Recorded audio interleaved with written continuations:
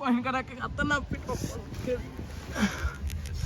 एकरी बहन करना के बुझाई था कि पेटवा में आग लाग गइल बा काट के भी गहिला पड़ी बहन करना के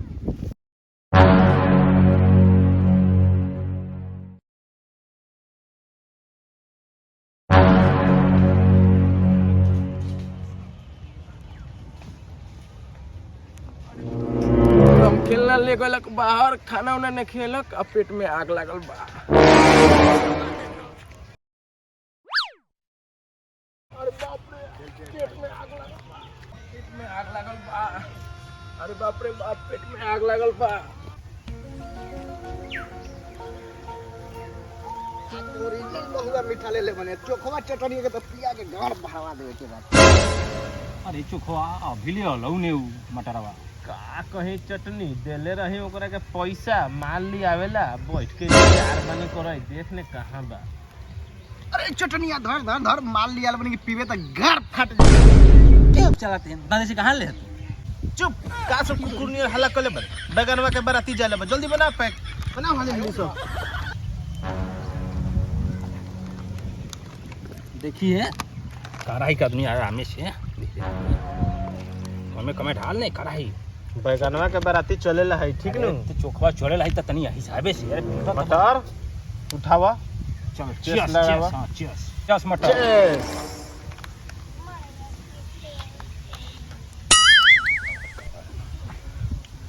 अरे मटरवा चिकना रे इतना करा माल गार से पैसा निकली हले ना चिकने खाएब।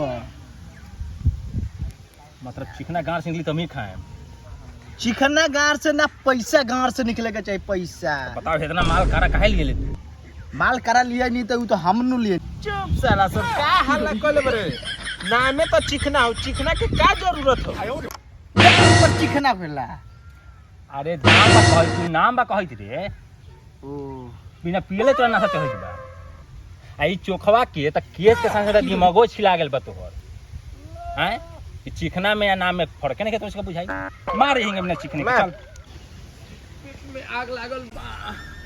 अरे बाप रे बाप पेट में आग लागल बा। अरे बाप रे अरे बाप रे पेट में आग लागल बा। अरे बाप रे अरे बाप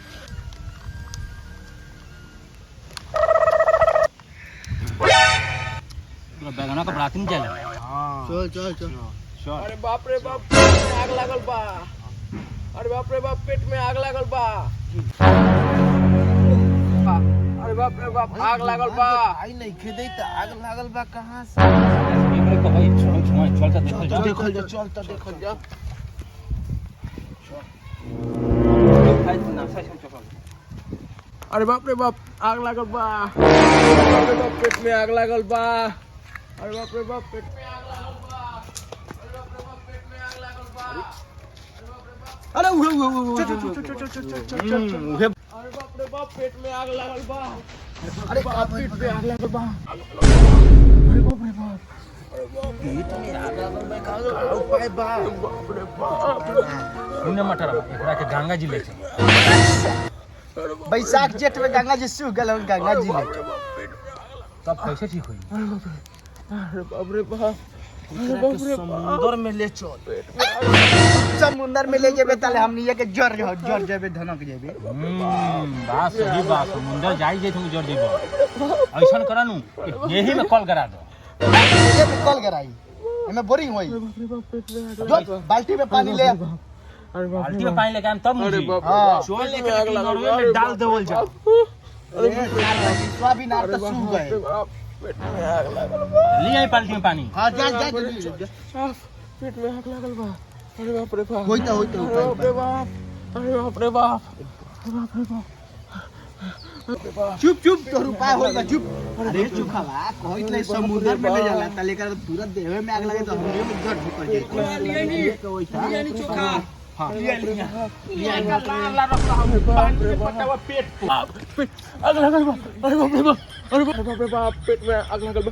अरे आग सर कहीं के पेट में अंदर आग लगल बा तू मुंह में पानी डाल पेट में आग लागल बा। डाल डाल डाल मुंह में पानी डाल डाल मुंह में डाल डाल चोखा डाल पूरा आग बुझा दे डाल डाल डाल अभी नहीं मुझाला भी डाल चोखा डाल डाल फेंकई बा डाल डाल डाल डाल डाल डाल डाल पानी डाल और डाल डाल सब एकर आग बुझा दे 2 मिनट में। हाँ हाँ आग निकल बा डाल डाल आग निकल बा भाई बा ठंडा हो बा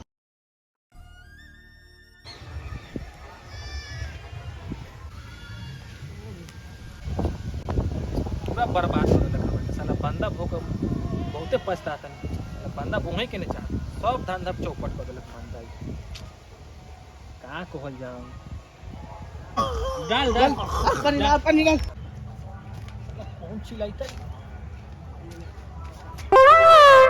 ई करे अरे एकरा का भइल बा रे कि सब पानी पटो दे एकरा मुंह में डाल तू का घंटे जो पेट में आग लागल बा। बोलो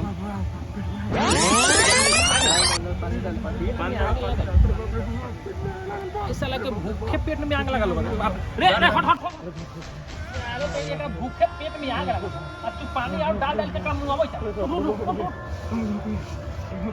तू सब जैसन काम करी थे गाजी हाउस में तोरा सबके भेज दे गाजी हाउस अरे साला काजू किशमिश मिलता खाएला। हां चखवा सही बात है काजी हाउस में काजू किशमिश हां काजू किशमिश खाबा काजी हाउस का मतलब नहीं समझल जेल होला जेल में रह जेल में? जैसन काम कोई तो मुंह आवे वाला जेल में जाए तब उठ जल्दी चल चल अब भैया तू आके हमर जान बचा देलो नहीं तो ई सब सारवा सब हमरा के पानी पिया पिया के मुआ देतो। सुनला सबको आज के बाद देख लेने से करे थर को तो सब जेल में भेज ठीक बा जो सब जल्दी